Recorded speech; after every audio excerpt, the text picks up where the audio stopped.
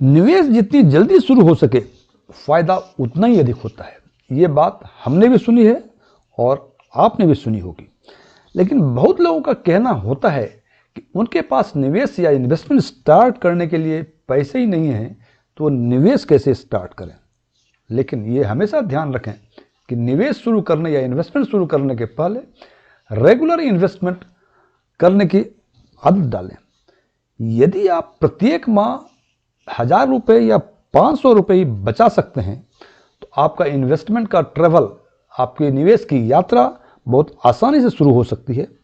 और मार्केट में कई ऐसे म्यूचुअल फंड हैं जिनमें आप SIP 100 रुपये प्रति माह के हिसाब से भी आरंभ कर सकते हैं, और इस हिसाब से आपका 100 रुपये प्रति माह यदि बचा सकते हैं तो आपके निवेश की यात्रा आसानी से शुरू हो सकती है। SIP means systematic investment plan. यह पैसे जमा करने या निवेश करने का एक तरीका होता है जिसमें इन्वेस्टर्स को दो चीज़ों को सेलेक्ट करना पड़ता है। पहले, किस फ्रीक्वेंसी में रकम को जमा करें और कितनी रकम जमा करें।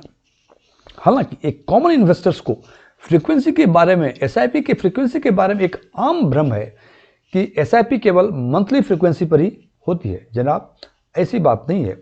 आज के दिन में SIP डेली भी हो सकती है, वीकली भी हो सकती है, फोर्टनाइटली भी हो सकती है, मंथली भी हो सकती है, क्वार्टरली भी हो सकती है, हाफ ईयरली भी हो सकती है, और यहाँ तक कि एनुअल भी हो सकती है। हालांकि ये बात सच है कि ये सारी फ्रीक्वेंसी सभी म्यूचुअल फंड अवेलेबल नहीं कराते हैं। यदि आप कोई पर्टिकुलर फ्रीक्वेंसी को चूज करना है SIP इन्वेस्टमेंट के लिए, तो आपके उस फंड के जिसमें आप इन्वेस्ट करना चाहते हैं उसके वेबसाइट पे जाके ये देख सकते हैं कि वो पर्टिकुलर फ्रीक्वेंसी जो आपने चूज की है वो म्यूचुअल फंड में अवेलेबल है या वो दे पा रहा है या नहीं दे पा रहा है।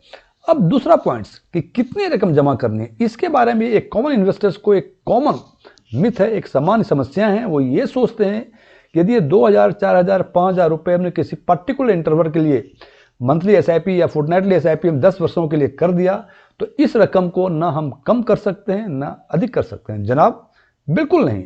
इस रकम को आप कम भी कर सकते हैं और अधिक भी कर सकते हैं।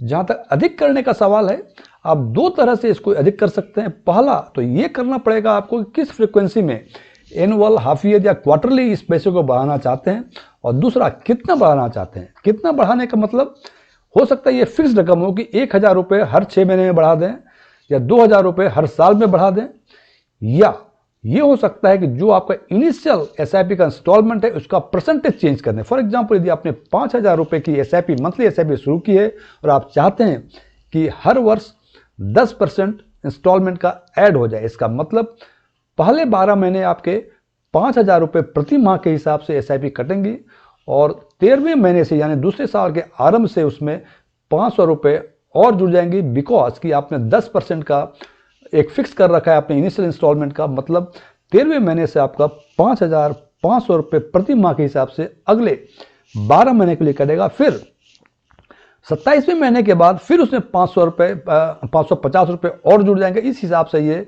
क्रमशः 10 वर्षों तक हर वर्ष का जो पहला महीना होगा उसमें आपका ये अमाउंट बढ़ता जाएगा। आज हम चर्चा करेंगे, आज हम बताएंगे ऐसे 5 म्यूचुअल फंड के बारे में जिन्होंने पिछले 10 वर्षों में SIP इन्वेस्टमेंट काफी बेहतर रिटर्न दिया है।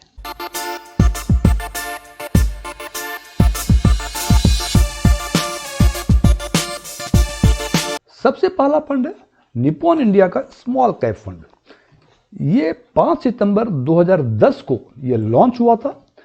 ये स्मॉल कैप सेगमेंट का फंड है। स्मॉल कैप सेगमेंट का फंड का मतलब सेबी कैटेगराइजेशन के हिसाब से उन फंड्स को स्मॉल कैप कहते हैं जो अपने एसेट का कम से कम 65% स्मॉल कैप स्टॉक में इन्वेस्ट करें और बाकी 35% वो फंड मैनेजर के फाइनेंशियल विजडम पर छोड़ते हैं। वो कहीं भी रिमेनिंग 35% किसी और सिक्योरिटी में, हो सकता है स्मॉल कैप में ही करें या लार्ज कैप में करें, मिड कैप में करें, या वो डेट सिक्योरिटी में भी इन्वेस्ट कर सकते हैं। इनका एसेट अंडर मैनेजमेंट आज के दिन में 41,018 करोड़ रुपए है, और इनका टोटल एक्सपेंसेस रेशियो यानी इनके खर्चे जो हैं 1.53, NAV का 1.53 जो है इनके टोटल एक्सपेंसेस रेशियो।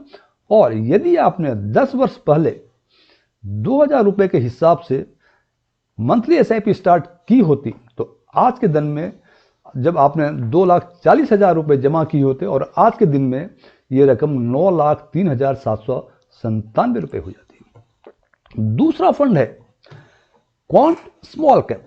ये भी स्मॉल कैप सेगमेंट का फंड है। ये 24 नवंबर 1996 को लॉन्च हुआ था। ये भी स्मॉल कैप सेगमेंट का, जैसे मैंने पहले बताया कि ये वो सेगमेंट हैं जो अपने एसेट्स का कम से कम 65% स्मॉल कैप स्टॉक में इन्वेस्ट करते हैं। इनका एसेट अंडर मैनेजमेंट आज के दिन में 11,207 करोड़ रुपए है। इनका टोटल एक्सपेंसेस रेशियो 1.73% है। और यदि इस फंड में आज से 10 साल पहले 2,000 रुपये की एसआईपी स्टार्ट की होती तो आज के दिन में जो आपने पिछले 10 सालों में 2,40,000 जमा किए होते वो रकम बढ़कर 8,97,204 रुपये हो जाती है। तीसरा फंड है क्वांट का ही ELSS. ELSS means equity linked saving scheme.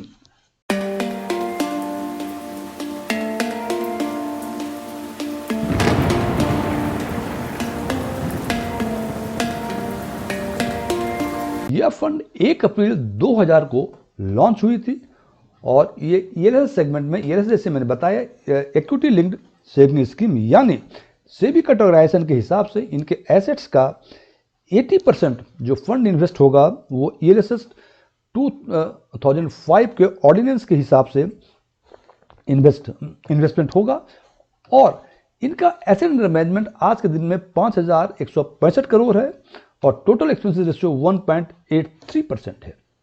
यदि आपने इस फंड में आज से 10 साल पहले 2,000 रुपये पर मंथ के हिसाब से एसआईपी की होती, यानी आपने 2,40,000 रुपये पिछले 120 महीनों में जमा की होती, तो आज के दिन में ये कॉर्पस बढ़ के 8,55,570 रुपये हो जाते। जनाब ये देखें कि आपने पिछले 10 वर्षों में 2,40,000 रुपये जमा किए और वो 2,40,000 हो गए 8,55,570 रुपये। और इसके साथ साथ चूंकि ये ईएलएसएस फंड है, इसका मतलब आपको एटीसी में 1,50,000 रुपये तक इन्वेस्टमेंट पे रिबेट भी मिलेगी, डिडक्शंस भी मिलेगी इस पर। अगला फंड है क्वांट का ही इंफ्रास्ट्रक्चर फंड। ये 31 अगस्त 2007 को लॉन्च हुई थी। ये सेक्टरल फंड है। Sectoral fund means sectoral fund का एसएबी कैटेगराइजेशन के हिसाब से वो फंड है जो अपने एसेट्स का कम से कम 80% स्टॉक एक पार्टिकुलर सेक्टर में, क्योंकि ये क्वांट इंफ्रास्ट्रक्चर फंड है तो इनका मतलब ये होगा जो भी इनके एसेट्स होंगे उनका कम से कम 80% वो इंफ्रास्ट्रक्चर स्टॉक में इन्वेस्टमेंट करना जरूरी है और बाकी रिमेनिंग 20% वो सेम सेक्टर में कर सकते हैं, डिफरेंट सेक्टर में कर सकते हैं, इक्विटी में कर सकते हैं, डिफरेंट कैप्स में कर सकते हैं, डेट में कर सकते हैं। ये सब डिपेंड करता है उनके फाइनेंस मैनेजर के विवेक पे। इनका एसेट अंडर मैनेजमेंट आज के दिन में 1,130 करोड़ रुपए है और टोटल एक्सपेंसेस रेशियो 2.17% है। यदि आपने इस फंड में आज से 10 साल पहले 2,000 रुपये प्रति माह के हिसाब से इन्वेस्टमेंट स्टार्ट किया होता, यानी पिछले 120 महीनों में आपने 2,40,000 रुपये जमा किए होते मंथली इंटरवल के हिसाब से, तो आज के दिन में ये रकम 8,17,940 रुपये हो जाती है। और इस 5वीं फंड के श्रृंखला का अंतिम फंड है एसबीआई का स्मॉल कैप फंड। ये 5 सितंबर 2009 को लॉन्च किया गया था। जैसे कि आप नाम से पता चलता है ये स्मॉल कैप सेगमेंट का फंड है और सेबी कैटेगराइजेशन के हिसाब से 65% अपने एसेट्स का ये इन्वेस्ट करेंगे स्मॉल कैप स्टॉक्स में। इनका एसेट अंडर मैनेजमेंट आज के दिन में 22,895 करोड़ है।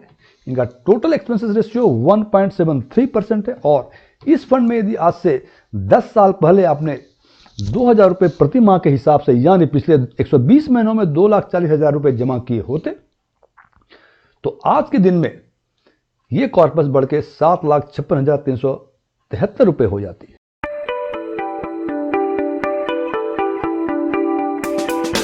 फ्रेंड्स, हमने इन 5 फंडों को शॉर्टलिस्ट किया है केवल उनके एसआईपी परफॉर्मेंस के लिहाज से जो उन्होंने पिछले 10 वर्षों में दिया है।